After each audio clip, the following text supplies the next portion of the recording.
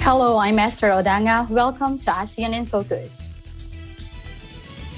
Hello, good afternoon. I'm Sheila Pablo, bringing you the news in the dynamic ASEAN region. On today's headlines, inaprubahan po ng Presidente. Metro Manila will be placed under the most restrictive enhanced community quarantine or ECQ from August 6 to 20, Malacanang said on Friday. Hindi po naging madali ang The Philippines has extended the travel ban on travelers from India and 9 other countries until August 15 to prevent the further spread of the more transmissible Delta variant of the coronavirus disease 2019. U.S. Defense Secretary Lloyd Austin holds joint press conference with Philippine counterpart Delfin Lorenzana during his visit to the Philippines.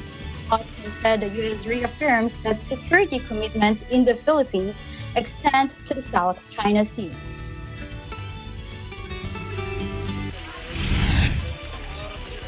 Bangladesh has evacuated 10,000 Rohingya from around refugee camps on the Myanmar border after monsoon landslides and flash floods killed at least 14 people.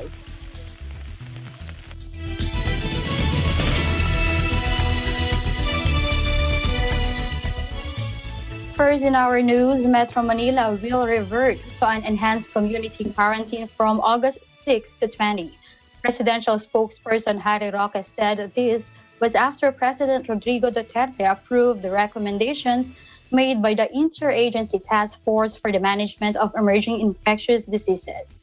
Metro Manila, Roque said, will be under a general community quarantine subject to heightened and additional restrictions starting today, July 30, until August 5. Let's take a look. Inaprubahan po ng Presidente ang rekomendasyon ng inyong IATF na ilagay ang National Capital Region sa ilalim ng General Community Quarantine subject to heightened and additional restrictions. Ito ay magsisimula ngayong araw hanggang 5 ng Agosto. Ngayong araw po hanggang 5 ng Agosto. Simula sa 6 naman ng Agosto, ang NCR ay may escalate sa Enhanced Community Quarantine or ECQ hanggang 20 ng Agosto 2021. Ito po ay 6 to 20th August 2021, ECQ po ang NCR+. Hindi po naging madali ang desisyon nito ha. Maraming oras ang ginugol para pagdebatihan ng bagay nito dahil binabalanse nga po natin yung pagpapabagal ng pagkalat ng COVID-19 dahil sa Delta variant at yung karapatan natin na mabuhay at mabawasan ang hanay ng mga nagugutom. Pero matapos po ang matinding debate, kinakailangan magkaroon ng desisyon. Masakit na desisyon po natin to dahil alam nating mahirap ang ECQ, pero kinakailangan gawin po ito para maiwasan yung kakulangan ng ating mga ICU beds at iba pang hospital requirements kung lolobo po talaga ang kaso dahil nga po sa Delta variant. Sa huli, ang inisip ng lahat ay ang kailangan gawin na ang hirap na desisyon na ito para mas maraming buhay ang maligtas. Tulad ng aking sinabi, ang binanggit kong heightened restrictions sa NCR ay mag-take effect ngayong araw. Mas mahigpit po ito, kaya nga sabi ko heightened restrictions na meron pang additional restrictions no, sa NCR compared sa GCQ with heightened restrictions sa ibang mga lugar. Kasama rito ang pagbabawal sa indoor dine-in services at alfresco dining. Wala na muna hong indoor dining, pati po alfresco dining. No? Ang pwede lamang po ay take-out at delivery. Sa mga pumasok sa araw na ngayong ganitong establishmento, yung mga nandun na po sa mga restaurants, no, wag po kayo mag-alala. Pwede kayong magbukas hanggang mamayang gabi. Bukas po magiging epektibo yung pagbabawal sa lahat ng dine-in at alfresco dining. Okay. NCR lang po ang ECQ ha. Uulitin ko po, NCR lang po ang ECQ. NCR lang po ang ECQ. Samantala, pinayagan ng personal care services tulad ng beauty salons, beauty parlors, barbershops at nail spas hanggang 30% ng venue or seating capacity. Samantala, ang indoor sports courts at venues at indoor tourist attractions at specialized markets ng Department of Tourism ay hindi rin po makaka-operate. Pinapayagan naman ang outdoor tourist attractions hanggang 30% venue capacity. Ang pinapayagan lamang na bumiyahe sa labas at loob ng NCR Plus areas kasama ang Cavite, Bulacan, Laguna at Rizal ay ang authorized persons outside the residences or APOR na tinatawag. Tanging virtual religious gatherings lang po ang pinapayagan. Ibig sabihin, lahat po ng mass gatherings, bawal po muna. Ang lamay at libing ng mga namatay na ang dahilan ay hindi COVID-19 ay pinapayagan, pero ito po ay para sa mga immediate family members lamang. Ang ilang probisyon ng Omnibus Guidelines na hindi apektado ng mga nasabing restrictions ay magpapatuloy kasama na operasyon ng pampublikong transportasyon. Patuloy nating ipopromote ang paggamit ng active transportation. Samantala, ang Hinog City, Iloilo City, Iloilo Province at Cagayan de Oro City ay mananatiling ECQ simula August 1 hanggang August 7, 2021. Nadagdag naman po ang Cebu City at Cebu Province sa mga lugar na nasa Modified Enhanced Community Quarantine or MECQ simula 1 hanggang 15 na Agosto, subject sa mga apela ng local government units. Sa Luzon, Ilocos Norte at Bataan, sa Visayas, Mandaue City at Lapu-Lapu City ay MECQ mula Agosto 1 hanggang Agosto 15. Under GCQ with heightened restrictions naman po mula August 1 hanggang August 15 ang Ilocos Sur, Cagayan, Bulacan, Cavite, Rizal, Laguna at Lucena City sa Region 4A at Naga City sa Luzon. Antique, Aklan, Bacolod City at Capiz sa Region 6 at Negros Oriental sa Visayas. Zamboanga del Sur, Misamis Oriental, Davao City, Davao del Norte, Davao Occidental at Davao de Oro sa Region 11 at Butuan City sa Mindanao.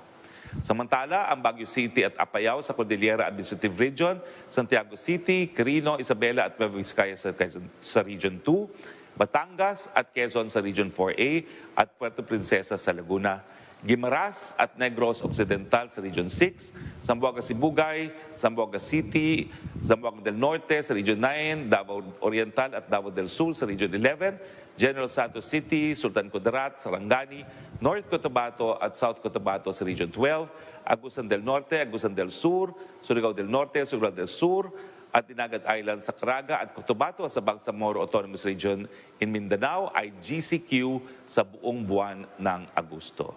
Ang mga lugar na hindi po natin nabanggit ay mapapasailalim sa Modified General Community Quarantine or MGCQ sa buong buwan ng Agosto.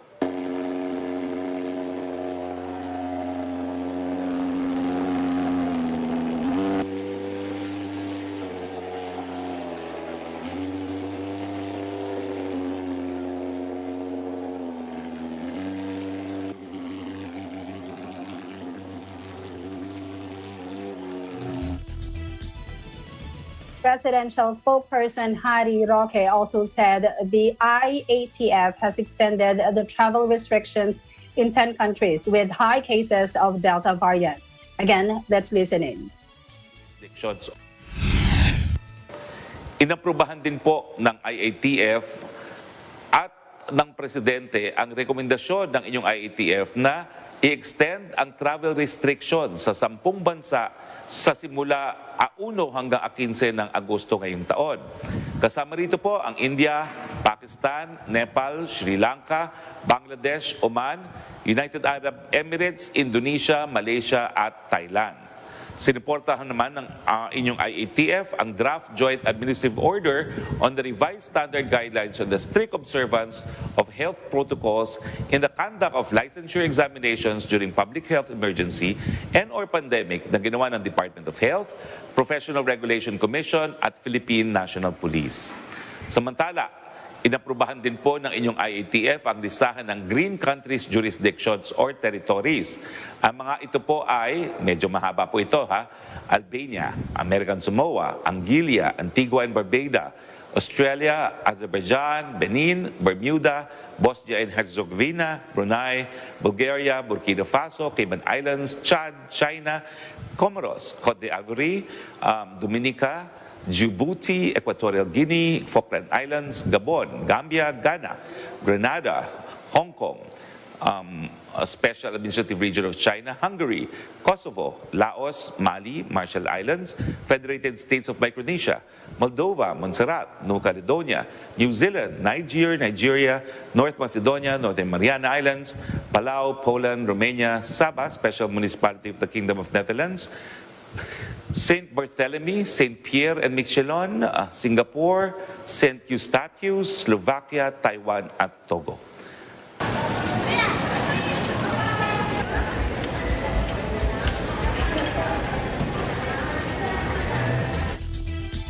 In other news, Abu Dhabi updated its green list of countries, regions, and territories, with the latest list effective from 2 p.m. on Saturday, July 31. Including 31 countries is the island nation of Maldives. Passengers from nations on green list will be exempted from quarantine effective 2 p.m. July 31. We have Steffi Diwan for this update. Hi, Steffi. Good afternoon, Esther, and to all the televiewers around the world. Here's the latest update on what's happening here in Maldives. Maldives has been relisted on United Arab Emirates COVID-19 Green List. UAE COVID-19 Green List comprises of a list of countries which is deemed on the safest amidst the pandemic based on efforts put by the respective countries to curb the spread of the virus, and most importantly, the country's positivity rates. The list is drawn up by the UAE's Department of Culture and Tourism. Inbound travelers of UAE to UAE from countries that are on the list will not have to undergo a quarantine period upon their arrival. Maldives was previously mentioned on the list, however, was taken off the list due to the deteriorating COVID-19 situation in the island nation back in February. The latest list was released on the Department of Culture and Tourism's website and comes into effect at 2 p.m. on July 31st. People are advised, however, to check individuals' destination requirements because not all places in the list are open for tourism. 7 other countries have been added to the list along with the Maldives, Bahrain, Brunei, Bulgaria, Czech Republic, Poland, Serbia, and Ukraine. Meanwhile, 12 countries have been omitted from the list following the deteriorating COVID-19 situation in those countries. And that's my quick update from Maldives. Back to you, Esther. Thank you, Steffi, for that update. Please stay safe and stay healthy. Thank you so much. Reporting live from Maldives, this is Steffi Diwan, and we live in interesting times. Mandatory swab test will carried out for all students and staff members in Fungal Primary School in Singapore. Joining us live is Heather Clemente from EBC Singapore for more details. Heather? Hello, Gila. Yes, Mandatory swab tests were carried out on Thursday for all students and staff members of Fungal Primary School after several COVID-19 cases were detected earlier this week. The mandatory swab tests will continue to be carried out today. According to the Ministry of Health on Tuesday, a new cluster linked to a cleaner at Fungal Primary School was found where the COVID cases grew to 7 on Wednesday. All students and staff members will be subjected to swab testing at the school as part of precautionary measures to protect them and prevent any possible spread to the community. Before reopening the school for swab testing, the school will be thoroughly cleaned and disinfected. From Thursday until August 6, all students will take their lessons via home-based learning. The Ministry of Education, or MOE, also gave information on 6 COVID-19 cases at the school. It is unclear whether such cases are part of the cleaners cluster or if they are linked to other cases. 2 contract cleaners and 1 non-teaching staff member are among the 6 people involved in the 6 cases. MOE will continue to keep a close eye on the situation and collaborate with the school and parents to safeguard the safety of staff and students. As of Wednesday noon, Singapore had identified 130 new locally transmitted COVID-19 infections, including 27 cases connected to the Jurong Fishery Port. The Jurong Fishery Port cluster has increased to 932 cases and is still the country's most active cluster. Back to you, Gila. Thank you so much, Heather, for your updates. Stay safe and healthy. Thank you, Gila. Reporting live from EDC Singapore, I'm Heather Pilar Clemente. We live in interesting times. Now let's go over here in Thailand, where Health Ministry sounded the alarm over Bangkok's dire lack of hospital beds and isolation facilities on Thursday as COVID-19 cases and deaths soared to a new record. We have Veronica Carino from our EBC Thailand Bureau. Hi, Veronica. Yes, hello, Esther. Thailand's health ministry sounded alarm over Bangkok's dire lack of hospital beds and isolation facilities on Thursday as COVID-19 cases and deaths soared to a new record. The Southeast Asian country is struggling to contain its latest outbreak, fueled by the highly contagious Delta variant, with infections and deaths skyrocketing and the healthcare system stretched thin. Despite the hardest hit provinces being placed under severe restrictions and a nighttime curfew, Thailand on Thursday registered a new single-day record of 17,669 cases and 165 deaths. Somsak Akasil, the head ministry Director General of the Department of Medical Services in an uncharacteristically candid press conference, admitted that they do not have enough beds in hospitals. The hospitals in the capital have the capacity to manage 1,000 new patients a day, but Somsak said they were well past that number, with 4,000 new cases recorded Thursday in Bangkok alone. While authorities are starting to recommend home isolation for milder cases, there are issues with supplying medicine to them, said Somsak. In addition, the city's isolation and quarantine facilities are getting filled, and metropolitan authorities are working with private hospitals to free up more beds. Thailand has reported more than 561,000 coronavirus cases and 4,562 deaths. The bulk of them were detected since the latest wave kicked off in April from an upscale Bangkok nightlife district frequented by the politically connected. Back to you, Esther.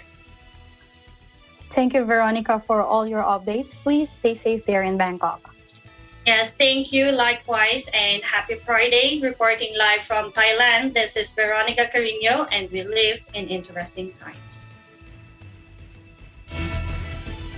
Cambodia imposed fresh coronavirus restrictions Thursday for 8 provinces bordering Thailand, clamping down on the movement of the millions of residents to curb the spread of the highly contagious Delta variant.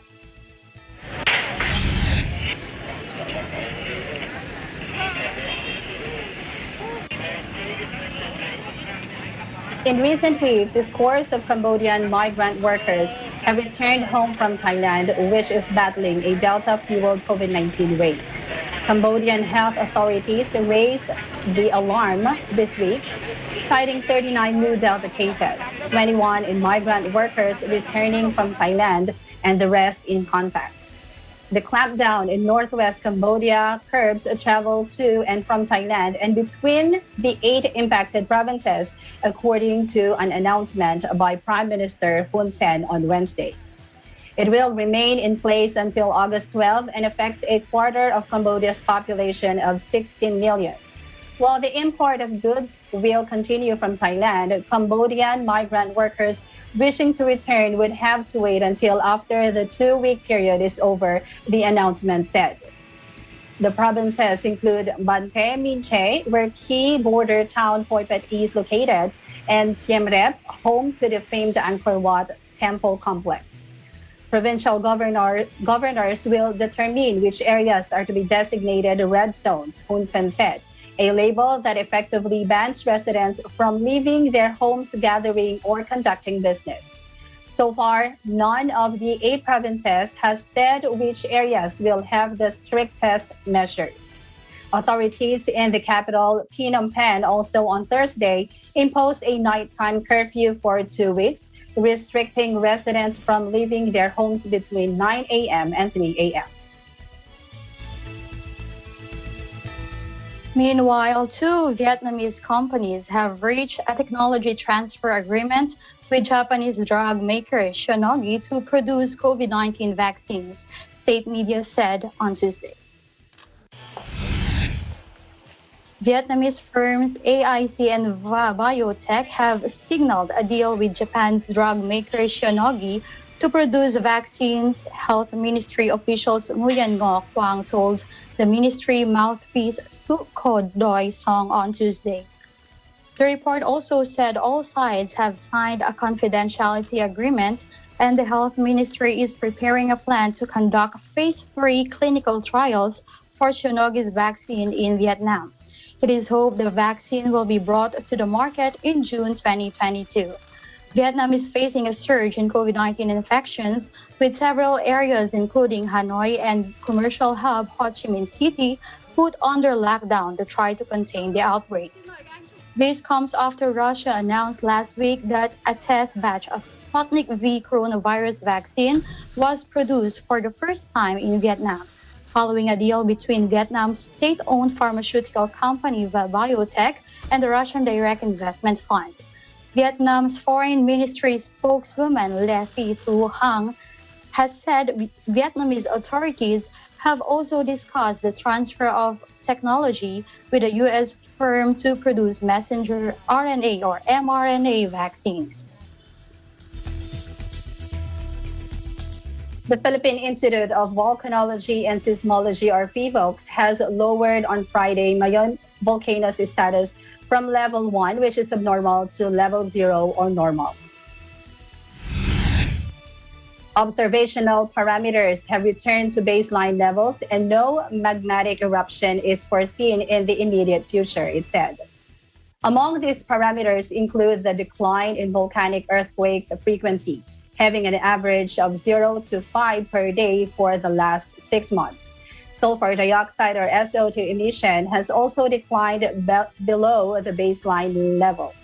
Meanwhile, the public still needs to avoid the 6-kilometer permanent danger zone due to hazards of rockfalls, avalanche, ashfall, and steam-driven eruption at the summit area. PHIVOLCS also urges the people living in valleys and active river channels to remain vigilant against sediment-laden stream flows and lahar in the event of prolonged and heavy rain.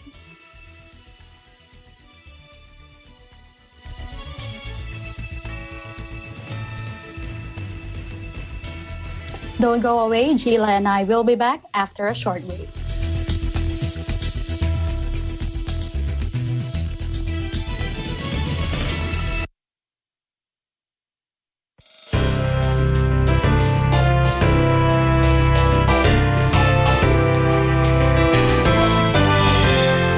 I'm very happy and honored to have this opportunity to congratulate you, all the members in 158 countries, and also Brother Eduardo V. Manalo for your success and contribution to the community you served.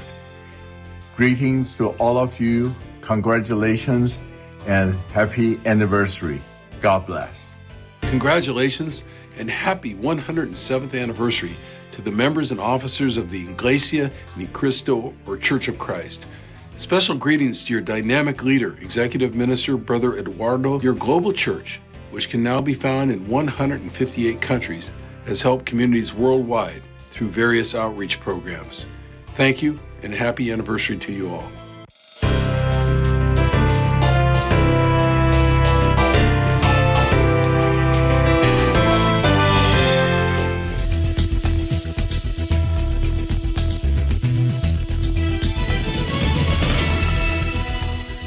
Welcome back to the program. Now, in Vietnam, there are 4,987 local cases that is added to Vietnam's COVID tally. We have the report from Micah Gwinnett Apostol. Hi, Micah. Hi, Esther. Go ahead, Micah. Here's the latest update from Vietnam News International. Vietnam's continuing outbreak keeps growing with 4,987 new domestic COVID-19 patients confirmed Friday morning in 20 localities, including 2,740 in Ho Chi Minh City. The rest of the cases were registered in Ho Chi Minh City's neighbors of Binh Duong with 1,284 cases, Dong Nai with 203, and Tay Ninh with 88 new cases. Mekong Delta's provinces of Tiên Giang with 242 new cases, Dong Tap with 90 cases, Ben Tre with 79 cases, while Long An with 21 cases, Kiên Giang with 17 cases, Vinh Long with 15 cases, and Can Tho City with 23 cases. While in the central provinces of Can Hoa with 78 new cases, Phu Yen and Binh Dinh with 17 new cases, Dak Nong with 2 cases, and Ha Tin with 2 cases, the northern provinces of Thai Nguyen with 3 cases, Nan Dinh with 1 new case, and Hanoi with 63 new cases. 987 new cases were recorded in the community and 4,000 in quarantine zones and areas that have been isolated. More than 3 months of the new COVID fourth wave and the most difficult Vietnam has faced yet, the nation has recorded 129,571 domestic cases in 62 out of 63 cities and provinces, including Ho Chi Minh City and Binh Duong, account for the most infections, with 84,521 and 11,968 cases. And Northern Cao Bang province, the only province that is not yet infected in Vietnam. The country has vaccinated more than 5.52 million people against COVID-19, including 546,402 who have got 2 shots. Back to you, Esther. Thank you, Micah, for your update. Please stay safe and stay healthy. Thank you so much, Esther. Likewise, please stay safe too. Reporting live from Da Nang, Vietnam, this is Micah Gwinnett Apostol. We live in interesting times. Going back to the Philippines, President Rodrigo Duterte and United States Defense Secretary Lloyd Austin III believed Thursday that enhanced communication and greater cooperation can further boost Manila and Washington's alliance. During Austin's courtesy call on Duterte at Malacanang Palace in Manila, the two had an open and frank conversation, the Office of the President OP said in a press statement. Duterte and Austin, the OP said, agreed that the Philippines and the U.S. should bolster their cooperation in battling the coronavirus disease 2019 pandemic and transnational crimes, as well as in trade and investments. President Duterte also lauded the U.S. for helping the Philippines in its fight against the COVID-19 pandemic. The palace said Duterte and Austin also discussed status and future direction of the Philippines and the U.S. engagement amid the two nations' commemoration of the 75th founding anniversary of their diplomatic ties and the 70th anniversary of their Mutual Defense Treaty, or MDT. The Philippines and the U.S. established their formal diplomatic relations on July 4, 1946. 5 years after, or on August 30, 1951, the two nations inked MDT to boost their defense and security cooperation. Austin, the OP, said he has great respect for the Filipino people. He also told Duterte that the U.S. wants a strong relationship with the Philippines by being an equal sovereign partner, Malacanang said. The palace said Austin, likewise, relayed U.S. President Joe Biden's greetings to Duterte. Duterte, in response, conveyed his well wishes for Biden. Austin is in Manila from July 29 to 30 for an official visit.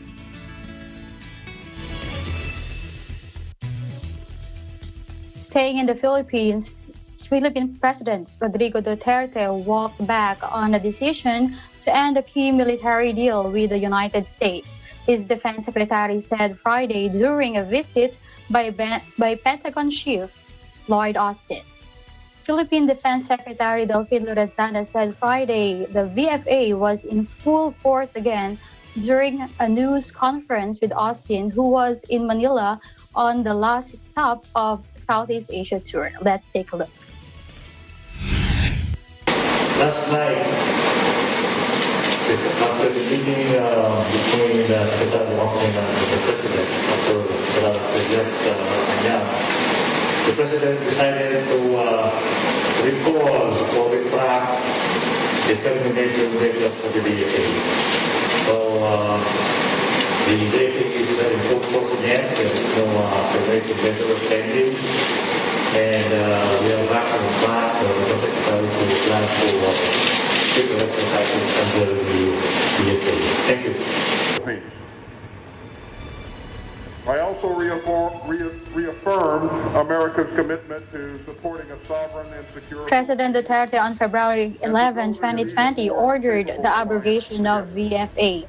The VFA was supposed to be officially scrapped in August last year, but its termination was postponed for the third time after Duterte in June this year extended its validity for another 6 months. The move comes with tensions growing in the hotly contested South China Sea, where Beijing's growing assertiveness has raised alarm. China claims almost all of the resource-rich sea through which trillions of dollars in trade passes annually, with competing claims from Brunei, Malaysia, the Philippines, Taiwan, and Vietnam.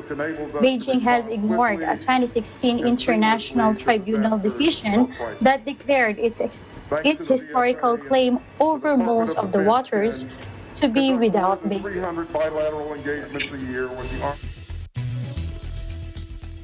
Bangladesh has evacuated 10,000 Rohingya from around refugee camps on the Myanmar border after monsoon landslides and flash floods killed at least 14 people, officials said Wednesday.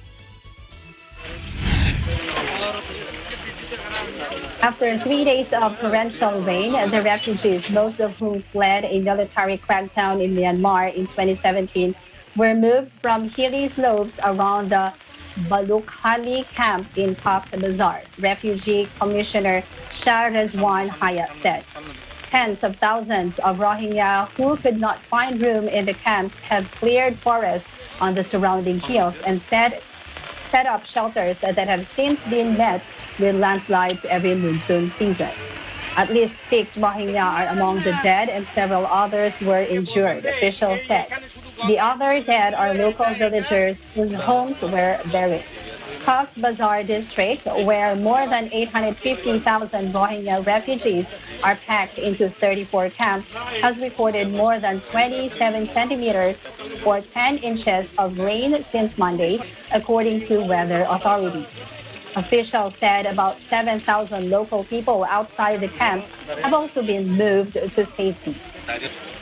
About 740,000 Rohingya fled Rakhine State in Myanmar after security forces launched a clampdown in 2017 that the UN has said may account to genocide. Last month, 2 Rohingya refugees were killed in separate landslides during heavy rain. In other news, Britain warned the United Nations Security Council Thursday that half of the Kurat, Myanmar's population of 54 million, could become infected with COVID-19 within the next 2 weeks. The UK convened the meeting in response to what it called the dire coronavirus situation in Myanmar, which has spiraled since the military seized control in February.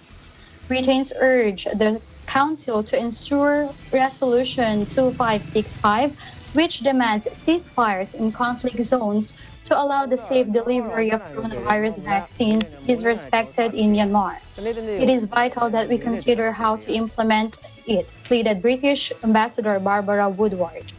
The impoverished nation has been in turmoil since the junta took power, with many hospitals ill-equipped to cope with the surging caseload after many medical staff walked out in protest at the coup. The UN estimates that only 40% of Myanmar's healthcare facilities are still able to function. The world body also estimates that junta forces have carried out at least 260 attacks against medical personnel and facilities, detaining at least 67 medical officials. Just under 5,000 new cases of COVID-19 were reported Wednesday, up from around 50 per day in early May. But analysts say the real toll is likely much higher. Around 1.75 million people have been so far vaccinated, according to the junta.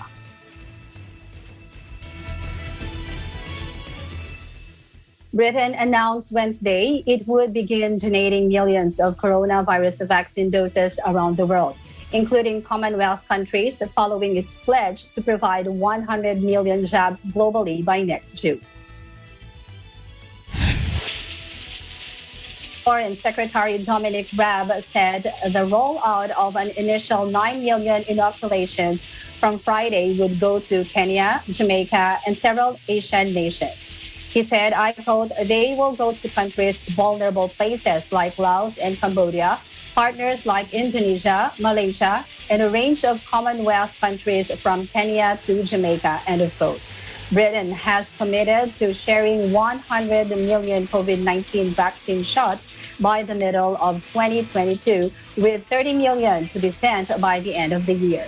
Around 80% of the contribution is set to go through the COVAX program, which aims to ensure fair distribution of jabs, and the rest directly to individual countries.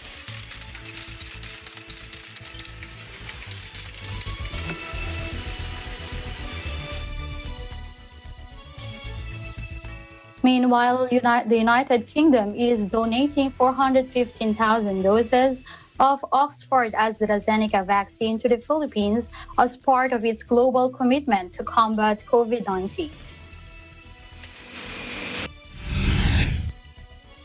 This is part of the first tranche of 100 million vaccine doses Britain pledged to deploy across the world within the next year, with 30 million due to be distributed by the end of 2021. British Foreign Secretary Dominic Raab on Wednesday said the UK is sending 415,000 doses of AstraZeneca vaccine to the Philippines. This is part of the first batch of 100 million doses we've pledged to get to the poorest parts of the world vaccinated as a matter of urgency. We're doing this to help the most vulnerable, but also because we know we won't be safe until everyone is safe. This week's deployment of the initial 9 million doses would also cover countries in Africa, Southeast Asia, and the Caribbean, where there are high levels of COVID-19 cases, hospitalizations, and deaths. National Task Force, or NTF, against COVID-19 Chief Implementer Secretary Carlito Galvez Jr., meanwhile, extended Manila's thanks to the UK government, citing its role in the vaccination of more people across the world as one of the leading COVAX facility donors. Don't go away, Sheila. Esther and I will be back.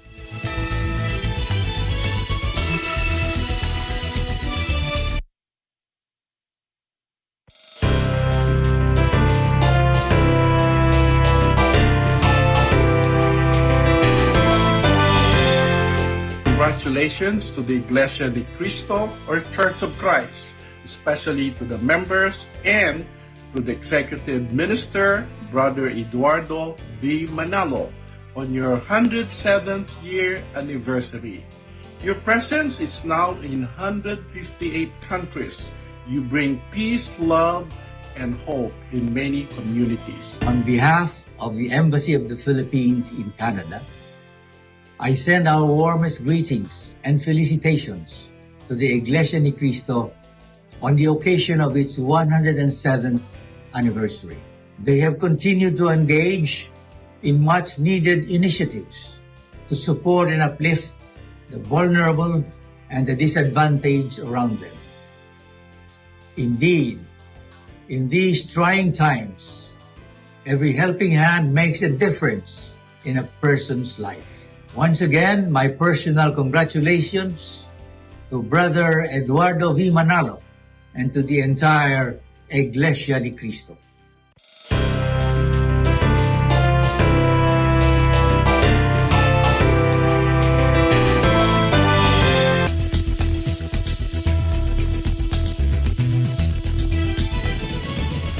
Welcome back.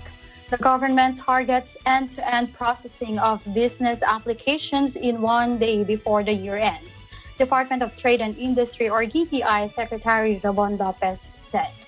During the Laginganda public briefing yesterday, Lopez said this heeds the call of President Rodrigo Duterte during his last State of the Nation address to end queuing in the government offices to avail of public services. Let's take a look. Doon sa term ng starting a business, in other words, kung magkukuha tayo ng business sa SEC, kung corporation or DTI, kung sole proprietorship, tapos nakakonect na rin yan sa SSL at pagkatapos pati sa BIR. And as we na rin po ngayon yung mga LGUs, yung pagkuha, lahat po ng proseso na yan, dati po, umaabot ng more than 1 dahil pupunta ka sa bawat agency na yan. Ngayon po, papaikli na into mga 3 to 5 days. But this year, we think, and we could talk already to the SEC, for example, days na portion nila ay gagawin na rin 1 day para the whole line of application maging within 1 day. Lopez said that with the ease of doing business, he expects more Filipinos would engage in livelihood activities. During the Kapihan sa ARTA or Anti-Red Tape Authority Thursday, Lopez said automating government services is an effective way to eliminate queues in the government offices.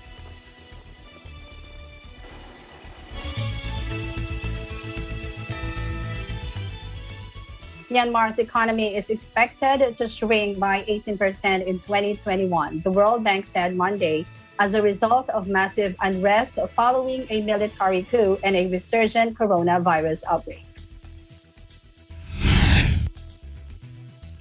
Already weakened by the coronavirus pandemic, the economy is expected to contract 18% in the Myanmar fiscal year ending in September, the lender said.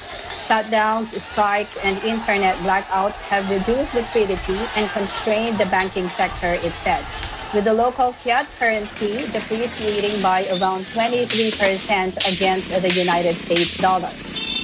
The contraction would mean Myanmar's economy is around 30% smaller than it would have been in the absence of COVID-19 and the military takeover, it said. The country has been in turmoil since the military took power in February and launched a bloody crackdown on dissent that has killed more than 900 people, according to a local monitoring group. A mass civil disobedience movement has also paralyzed the economy, with many banks shuttered and authorities unable to issue bills or collect taxes.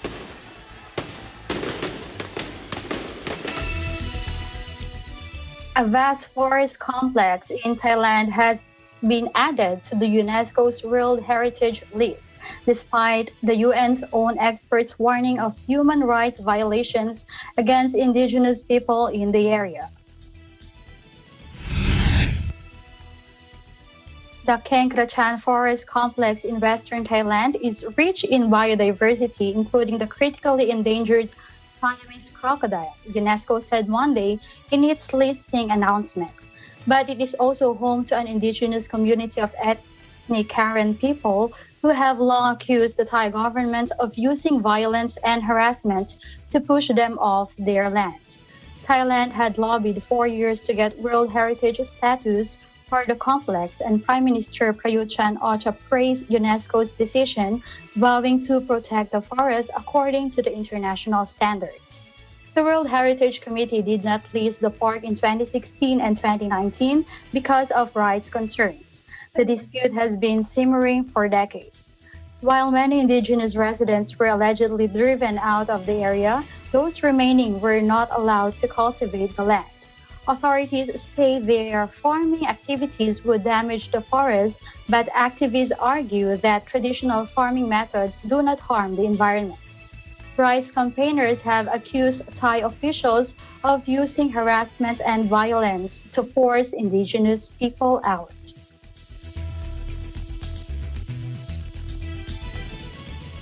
Weightlifter Heidelin Diaz returns to a hero's welcome in Manila after bagging the Philippines' first gold medal at the Tokyo Olympics. Malaking bagay po talaga yung support ang binigay niyo sa akin at sa lahat ng mga Pilipino athletes. At makita niyo naman na kayang-kaya nating manalo sa Olympics. Na kaya ko, kaya niyo. So don't ever give up on your dreams and life. Gusto ko pong sabihin sa lahat ng mga Pilipino na maraming salamat sa paniwalang binigay niya sa akin. At sa mga players.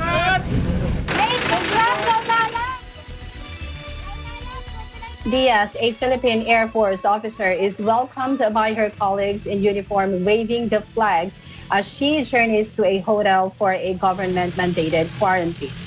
As a reward for winning gold, Diaz will receive at least 33 million pesos, that's equivalent to $655,000 from the government and private sector, as well as a house.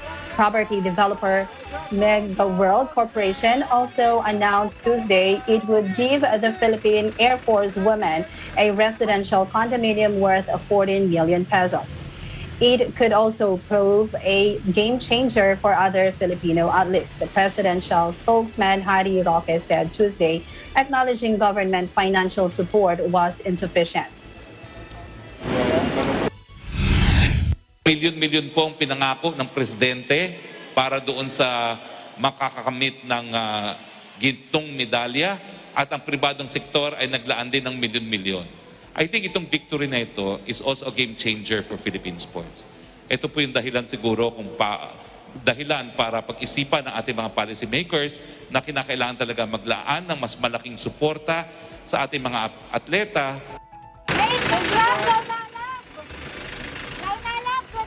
Diaz has not seen her family since December 2019 and has spoken openly of the sacrifices she has made in pursuit of her dream.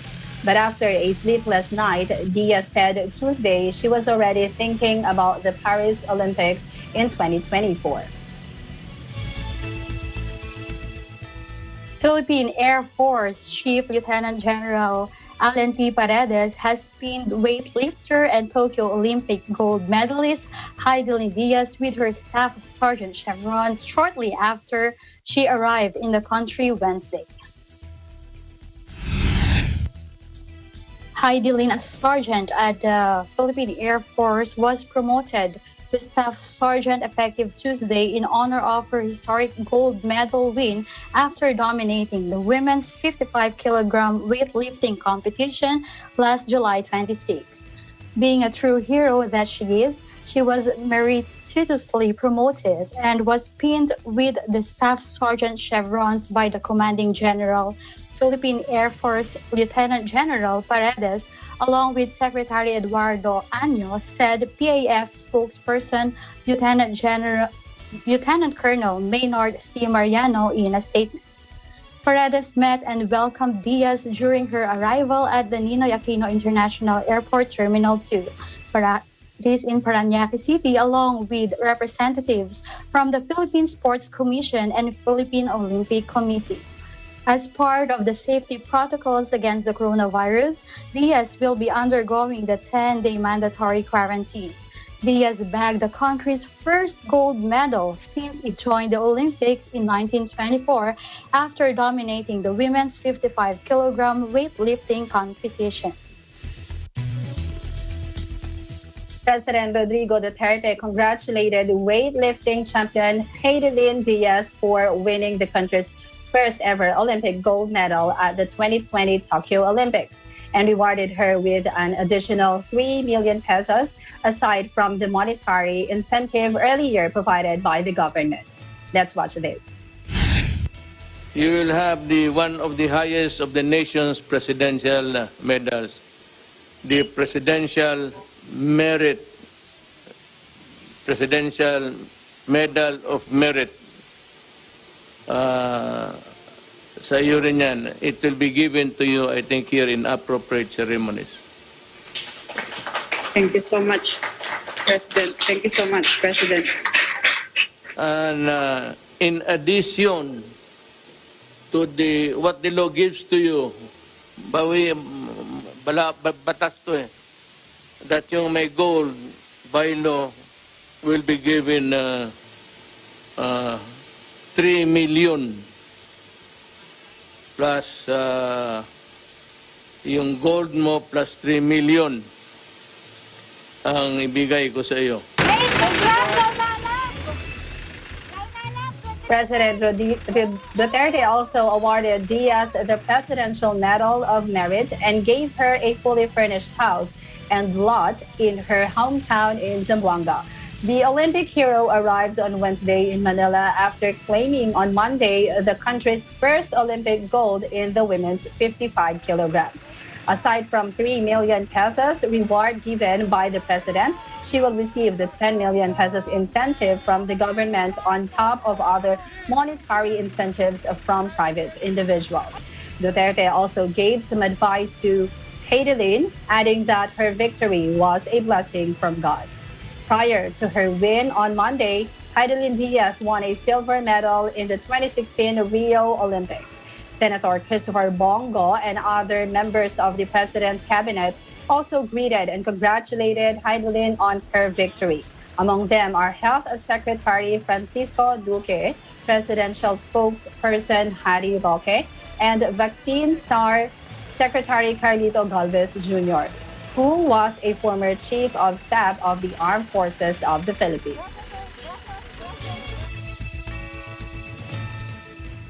And that's all we have for you for today. That's the latest news in the Southeast Asian region. Thank you for joining us today here in ASEAN in Focus. I'm Esther Odanga from your Thailand Bureau. We live in interesting times. And this is Zila from your Thailand Bureau, and we live in interesting times.